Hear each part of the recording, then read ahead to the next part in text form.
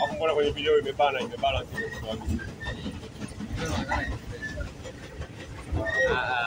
usafiri wa umma, usafiri wa serikali. Usafiri wa bei rahisi. Kaka. Usafiri mama. Sio usafiri wa bei rahisi, usafiri mama. Usafiri mama, usafiri mama. Yeye mnaopanda usafiri baba, sisi tuko kwenye usafiri mama. Mama ana huruma ujue. Hata kama yani umezingua nyumbani. Mzee hataki yule. Mama anajitahidi ataficha kwenye kanga atakificha. Baba kidogo anakuwa na roho ile ya kijeshi, lakini mama anakuwa na roho ile ya huruma. Huu ni usafiri mama.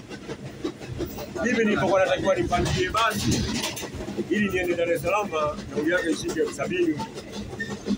Lakini usafiri mama